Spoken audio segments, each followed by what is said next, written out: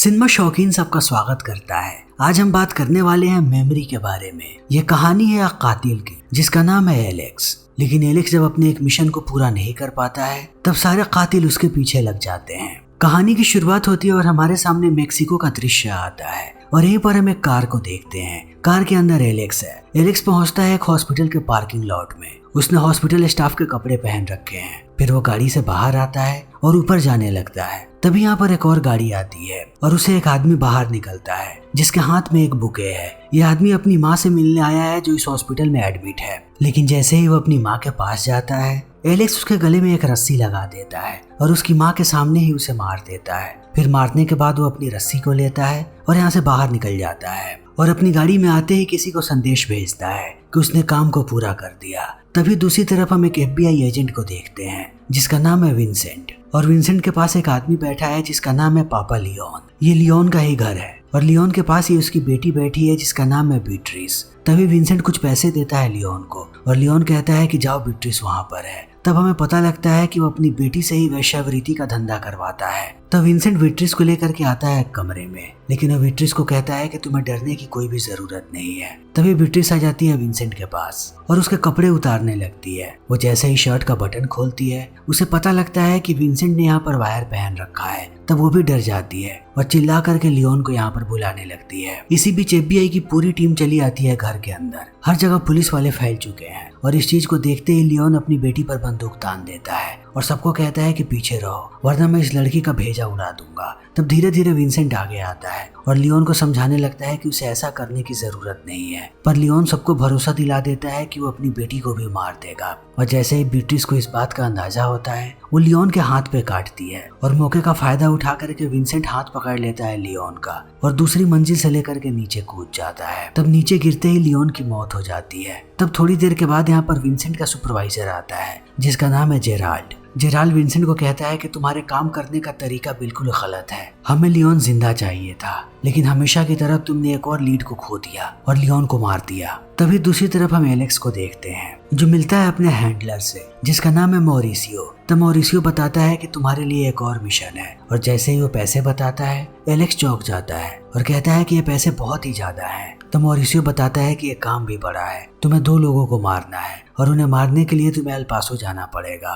तब एलेक्स भी निकल पड़ता है अल्पासो के लिए और यहाँ आने के बाद एक होटल में चेक इन करता है। लेकिन अंदर आते ही वो सबसे पहले दवाई खाता है और जितनी भी जरूरी जानकारियां हैं वो उन सबको अपने हाथ पे लिख लेता है क्योंकि एलेक्स ज्यादातर चीजों को याद नहीं रख पाता, उसे भूलने की बीमारी है। लेकिन जब वो नीचे जा रहा होता है तभी यहाँ की रिसेप्शनिस्ट से वो फ्लर्ट करता है जिसका नाम है माया। तब उसकी मुलाकात होती है इस मिशन के मिडिल मैन से जिसका नाम है विलियम बोडेम और विलियम यहाँ पर एलेक्स को एक ब्रीफकेस देता है। तब एलेक्स को इस ब्रीफकेस के अंदर एक टैब मिलता है जिसमें उसे एक आदमी की जानकारी मिलती है जिसका नाम है एलिस। एलेक्स का पहला टारगेट यही है। तब एलेक्स निकल पड़ता है अपने काम पे। तभी हम देखते हैं विंसेंट को जो मिलने आता है बीट्रिस से, लेकिन बीट्रिस अभी भी नाराज है। उसे लगता है कि विंसेंट ने उसके पिता को मारा है। तब विंसेंट समझाने लगता है बीट्रिस को कि तुम्हारे लिए अच्छा यही है कि अब तुम बाकी लोगों के साथ रहो। हम तुम्हारे लिए घर ढूंढ रहे हैं जहाँ पर तुम्हारे पास हर एक चीजें होंगी, तुम्हें कोई भी गलत काम नहीं करना पड़ेगा और तुम्हारे भविष्य के लिए यही ठीक है। तभी हम एक शानदार घर को देखते हैं। ये घर है एलिस का, यानी एलेक्स के पहले टारगेट का। वह भी कुछ काम कर रहा है। तभी उसके पास वेंडी नाम की लड़की आती है जो एलिस की पत्नी है और बताती है कि हम लोग पार्टी के लिए लेट हो रहे हैं। तब एलिस कहता है कि उसे और वक्त लगने वाला है। तब वेंडी कहती है कि मैं और इंतजार नहीं कर सकती और इतना कहते ही वो अकेली ही निकल जाती है पार्टी के लिए। तभी एलिस का डोरबेल बजता है और वो जैसे ही दरवाजा खोलता है एलेक्स उस पर बंदूक तान देता है और बंदूक तानने के बाद कहता है कि मुझे वो फ्लैश ड्राइव चाहिए। तब एलिस उसे लेकर के जाता है अपने लाइब्रेरी में। वहाँ तिजोरी को खोलता है और अंदर से फ्लैश ड्राइव को निकालने लगता है। तभी यहाँ पर एलिस की बेटी आ जाती है जो एलिस के पास आ रही और इस चीज को देखते ही एलेक्स पहले एलिस के सर पे वार करता है और एक ही झटके में उसकी गर्दन तोड़ देता है। तब एलिस की मौत हो जाती है। फिर वो फ्लैश ड्राइव को लेता है और लेकर के यहाँ से निकल जाता है। तभी हम विलियम को देखते हैं जिसके फोन पे एलेक्स का संदेश आता है कि एलेक्स ने अपने पहले काम को पूरा कर दिया है। तभी हम विंसेंट को देखते हैं जिसे इस मौत की खबर लग जाती है। तब वो अपने असिस्टेंट लिंडा के साथ निकलता है और आता है मौका वारदात पे।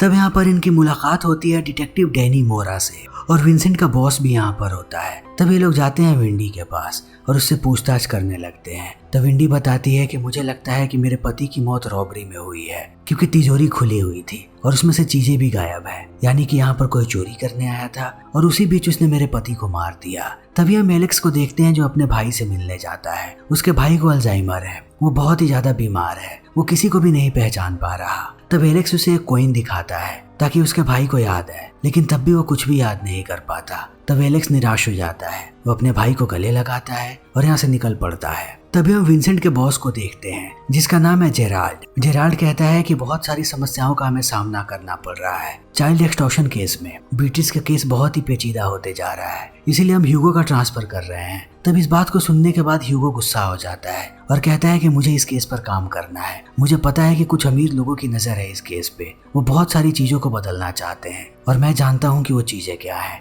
इसीलिए मेरा यहाँ पर रहना जरूरी है। तब विंसेंट भी सपोर्ट करता है ह्यूगो को और जेराल्ड से बात करता है इस बारे में। तब जेराल्ड विंसेंट को कहता है कि अगर तुम बीट्रिस को वीजा दिलवाना चाहते हो और सही सलामत यहाँ से बाहर भेजना चाहते हो तो एलिस के मर्डर केस को सोल्व करो। मैं जानना चाहता हूँ कि आखिर एलिस को किसने मारा है। तब विंसेंट बीट्रिस को लेकर के जाने लगता है। इसी बीच हम एलेक्स को देखते हैं जो इनका पीछा कर रहा है। तभी हम एलेक्स के टैब को देखते हैं जिसके अंदर बीट्रिस की तस्वीरें हैं। तब हमें पता लगता है कि एलेक्स का अगला टारगेट कोई और नहीं बल्कि बीट्रिस ही है। तभी एलेक्स बीट्रिस को लेकर के जाता है एक नए घर और कहता है कि अब से तुम यहीं पर रहोगी जब तक मैं तुम्हें तुम्हारे घर वापस नहीं भेज देता, और इतना कहने के बाद वो चला जाता है। तब रात में यहाँ पर एलेक्स आता है और बंदूक लेकर के पहुंचता है बीट्रिस के कमरे में, लेकिन जैसे ही वो बीट्रिस की शक्ल देखता है उसे एहसास होता है कि बस ये एक छोटी सी बच्ची है। तब एलेक्स यहाँ से भाग जाता है और जाते ही मिलता है विलियम से और सबसे पहले विलियम की धुलाई करता है कि मैंने तुम्हें पहले ही बताया था कि मैं बच्चों को नहीं मारता, फिर भी तुमने मुझे एक बच्चे को मारने को कहा। तो विलियम कहता है कि कैसे भी तुम्हें उस बच्ची को मारना पड़ेगा, तभी कॉन्ट्रैक्ट पूरा होगा, वरना मैं इसके बारे में रिपोर्ट करूंगा अपने बॉस को। तब एलेक्स कहता है कि तुम्हें फ्लैश ड्राइव अगर चाहिए तब उस बच्ची के बारे में भूल जाओ, और कोई भी अगर उस बच्ची को मारने गया तब मैं उसका पीछा नहीं छोड़ूंगा। ये कॉन्ट्रैक्ट यहीं पे खत्म होता है। फिर इतना कह के एलेक्स यहाँ से चला जाता है। तभी विलियम कॉल करता है अपने बॉस को जो एक औरत है, इसका नाम है दवाना सिल्मन। वो दवाना को सारी बातें बताता है कि मेरे पास फ्लैश ड्राइव है, लेकिन एलेक्स ने उस लड़की को मारने से मना कर दिया। उसका कहना है कि फ्लैश ड्राइव अपने पास रखो और लड़की के बारे में भूल जाओ, अगर कोई भी लड़की को मारने गया तब मैं उसे जिंदा नहीं छोड़ूंगा। तब दवाना गुस्सा हो जाती है और कहती है कि यहाँ से आगे की सारी चीजें मैं देख लूंगी, अब दोबारा मुझे कॉल मत करना। तभी हम एलेक्स को देखते हैं एक बार में जो ड्रिंक पी रहा है। तभी उसके पास माया नाम की लड़की आती है और कहती है कि मैं तुम्हारे साथ रात बिताना चाहती हूँ। तब ये दोनों रात में एक साथ रहते हैं, लेकिन आधी रात को एलेक्स को दौरा पड़ता है। तब माया उसे संभालती है, लेकिन एलेक्स को कुछ भी याद नहीं। एलेक्स को भी अपने भाई की तरह भूलने की बीमारी है। तभी हम विंसेंट को देखते हैं जो पहुंचता है बीट्रिस के कमरे में। तब उसे पता लगता है कि बीट्रिस को किसी ने गोली मार दी है और ये खबर हर जगह फैल जाती है। ह्यूगो चाह रहा होता है मैक्सिको छोड़ करके, लेकिन जैसे ही उसे बीट्रिस के बारे में पता लगता है वो जाना कैंसिल करके वापस आने लगता है। और अब एलेक्स को भी पता लग चुका है कि बीट्रिस को मार दिया गया है। तब वो निकलने लगता है होटल से बाहर जाने के लिए, लेकिन वो जैसे ही पार्किंग लॉट में आता है वो समझ जाता है कि यहाँ पर कोई खतरा है। फिर वो देखता है अपनी गाड़ी के नीचे जहाँ पर उसे एक बॉम्ब नजर आती है। तभी मॉरिसियो उस पर हमला कर देता है। तब एलेक्स भी पलटवार करता है, लेकिन इसी बीच माया वापस आती है एलेक्स के पास और कहती है कि तुम अपनी दवाइयाँ भूल चुके हो। लेकिन मॉरिसियो जैसे ही माया को देखता है वो उसे गोली मार देता है और यहीं पर माया की मृत्यु हो जाती है।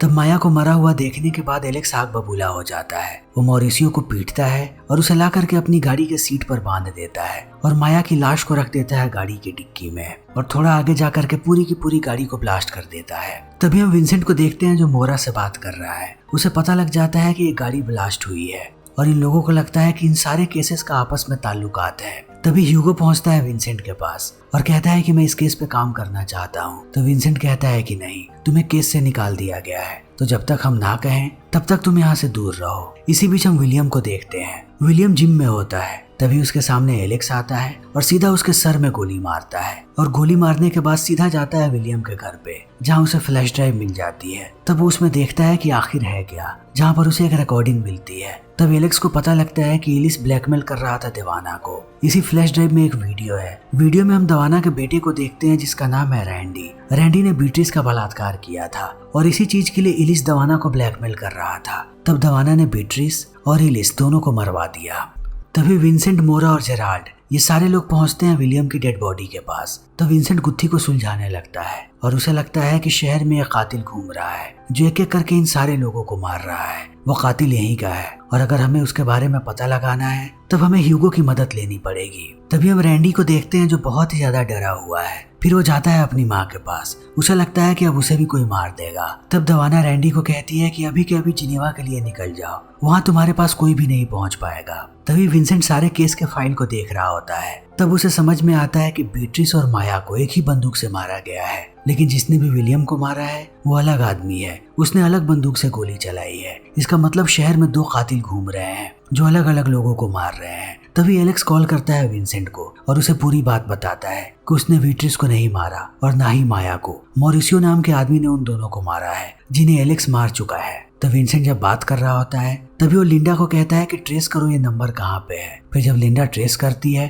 तब उसे पता लगता है कि इनके हेडक्वार्टर के सामने ही एलेक्स बैठा हुआ है। तब ये लोग भागते हुए जाते हैं बाहर, लेकिन इनके जाने से पहले एलेक्स गायब हो जाता है। तभी हम ह्यूगो को देखते हैं जो पहुंचता है विलियम की पत्नी के पास और उससे बात करने लगता है विलियम के बारे में। तब वो बताती है कि विलियम किसी दवाना नाम की औरत के लिए काम करता था। वो बार बार उसी से बात कर रहा था। तब ये लोग दवाना की फाइल निकालते हैं और इन्हें पता लगता है कि विलियम एक वकील था, लेकिन वो दवाना नहीं रैंडी के लिए काम कर रहा था। तब धीरे धीरे इन्हें चीजें समझ में आने लगती हैं कि दवाना का भी ताल्लुक है इस केस से, लेकिन दवाना इस शहर की सबसे अमीर महिला है। उस पर हाथ डालने से पहले इन्हें बहुत ही ज्यादा तैयारी करनी पड़ेगी। तभी विंसेंट को एहसास होता है कि एलेक्स का अगला टारगेट कोई और नहीं बल्कि रैंडी है। तब ये लोग रैंडी के पास जाने के लिए निकल जाते हैं। रैंडी एक शिप पे पार्टी कर रहा है। इसी बीच हम रैंडी को देखते हैं जो एक वेट्रेस को लेकर के जाता है अपने कमरे में। तो विंसेंट भी उसके पीछे जाने लगता है, लेकिन इनसे पहले एलेक्स पहुंच जाता है उसके कमरे में और वेट्रेस को पकड़ के कहता है कि शांत रहना, जब मैं यहाँ से चला जाऊं तब तुम बाहर निकलना।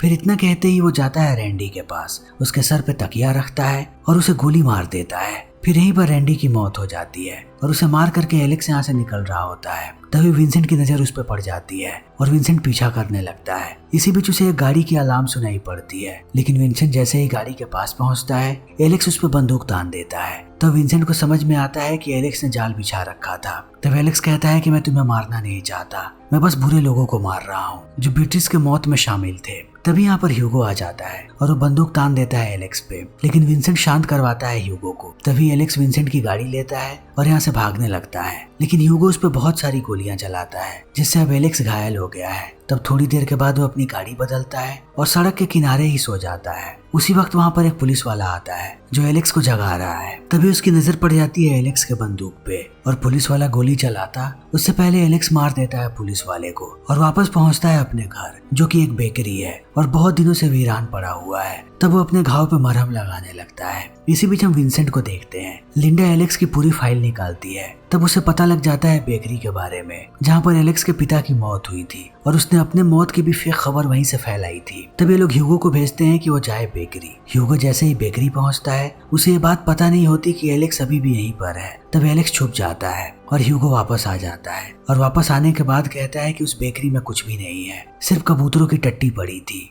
तब लिंडा बताती है कि जिस गाड़ी में एलेक्स बैठा हुआ था वहाँ पर भी कबूतरों की टट्टी मिली है। तब ये लोग समझ जाते हैं कि एलेक्स अभी भी वहीं पर है। तब पूरी की पूरी फोर्स वहाँ पर जाती है, लेकिन जाने के बाद इन्हें एहसास होता है कि अब एलेक्स यहाँ से निकल चुका है। तभी हम डिटेक्टिव मोरा को देखते हैं जिसे दवाना ने हायर किया है अपनी सुरक्षा के लिए। मोरा ने यहाँ पर हर जगह पुलिस वालों को फैला रखा है। तभी उनके सारे गाड़ियों के अलार्म से एक साथ बजने लगते हैं और सारे लोग इसे देखने बाहर आते हैं। तब उन्हें एहसास होता है कि एलेक्स ने अपना जाल बिछाया था ताकि सारे लोग बाहर आ जाएं और अब एलेक्स ने एक पुलिस वाले को बंधक बना लिया है और धीरे धीरे जा रहा है छत की तरफ। उसके रास्ते में जो भी पुलिस वाले आते हैं वो उन पर भी गोलियां चलाता है और छत पर पहुंचते ही वो एक वायर लेता है और वायर की मदद से पहुंच जाता है दवाना के कमरे तक। तभी वो अपने सामने देखता है मोरा को। तब वो मोरा के सर पे वार करता है जिससे मोरा बेहोश होकर नीचे गिर जाता है और एलेक्स के सामने अब सिर्फ दवाना है। फिर वो अपनी बंदूक निकालता है और दवाना पे गोली चलाता है, लेकिन उसके बंदूक में गोली नहीं है। वो बहुत बार कोशिश करता है लेकिन उसके बंदूक से गोली नहीं चलती। तभी पीछे से आकर के मोरा उसे बेहोश कर देता है। इसी बीच हम विंसेंट को देखते हैं जो बेकरी में ही है और उसे पता लगता है कि अपनी गोली यहीं पर भूल चुका था एलेक्स। लेकिन दूसरी तरफ अब मोरा टॉर्चर कर रहा है एलेक्स को क्योंकि उसने पुलिस वालों को मारा था। वो उसे बड़ी बेरहमी से पीट रहा है। तभी हम विंसेंट को देखते हैं। विंसेंट के पास एक कुरियर आता है ये लोग जैसे ही डब्बे को खोलते हैं इन्हें अंदर वही फ्लैश ड्राइव मिलती है, जिसे देखने के बाद विंसेंट को सारी बातें समझ में आ जाती हैं कि आखिर माजरा क्या है, रैंडी ने बीट्रिस के साथ क्या किया था। तब वो इस फ्लैश ड्राइव को लेकर के जाता है जेराल्ड के पास और कहता है कि हमें इस केस को अपने हाथ में लेना है और एलेक्स को भी। तभी वो देखता है कि एलेक्स की बहुत ही बुरी तरीके से धुलाई की है मोरा ने। तो विंसेंट मोरा को कहता है कि तुम दवाना के साथ मिल चुके हो, तुम अब उसके लिए काम कर रहे हो, वरना इतनी बेरहमी से तुम एलेक्स को नहीं पीटते। लेकिन अब एलेक्स को एडमिट कर दिया गया है हॉस्पिटल में। उसे जैसे ही होश आता है वो एलेक्स को कहता है कि दवाना को मारना पड़ेगा, उसी की वजह से बीट्रिस मरी है, तुम्हें उसे गिरफ्तार करना चाहिए। तो विंसेंट कहता है कि दवाना के खिलाफ हमारे पास कोई भी सबूत नहीं है, उसका इस केस में कोई भी इन्वॉल्वमेंट नहीं है। तब एलेक्स कहता है कि कॉन्ट्रैक्ट दवाना ने ही दिया था, बीट्रिस और एलिस का, मैं स्टेटमेंट देने को तैयार हूँ। तभी हम दवाना को देखते हैं जो डॉक्टर मेयर से बात कर रही है, जो एलेक्स का इलाज कर रहा है। वो उसे $1 मिलियन देने का वादा करती है अगर वो एलेक्स को मार दे तो। लेकिन मायर्स कहता है कि मैं ये सब काम नहीं करता, मैंने ओथ लिया है, अपने मरीजों को कभी धोखा नहीं दूंगा। तब दवाना उसे ब्लैकमेल करने लगती है और कहती है कि मुझे पता है कि तुम रैंडी के साथ पार्टी करते थे और वहाँ पर बहुत ही कम उम्र की लड़कियां आती थी, जिनके साथ तुमने क्या क्या किया है मुझे वो भी पता है, तो मेरा मुंह मत खुलवाओ। तभी हम एलेक्स को देखते हैं जो अपना स्टेटमेंट देता है विंसेंट को। लेकिन विंसेंट कहता है कि तुम्हारी बातों पर कोई भी भरोसा नहीं करेगा। पहली बात ये कि तुम एक कातिल हो और दूसरी बात ये कि तुम्हें अल्जाइमर है, इसीलिए कोर्ट में हम इस बात को प्रूफ नहीं कर पाएंगे, हमें कोई पुख्ता सबूत चाहिए। तब एलेक्स कहता है कि मेरे पास एक कॉल रिकॉर्डिंग है दवाना की, जब वो कातिलों से बात कर रही थी, लेकिन मुझे याद नहीं आ रहा कि मैंने उस रिकॉर्डिंग को कहाँ पे रखा है। तब विंसेंट जाता है अपने सुपीरियर के पास और उन्हें पूरी बात बताता है। तब वो लोग भी यही बात कहते हैं कि हम कातिल की बातों पर भरोसा नहीं कर सकते, अगर तुम रिकॉर्डिंग को लेकर के आ जाओ तभी हम केस को प्रोसीड करेंगे।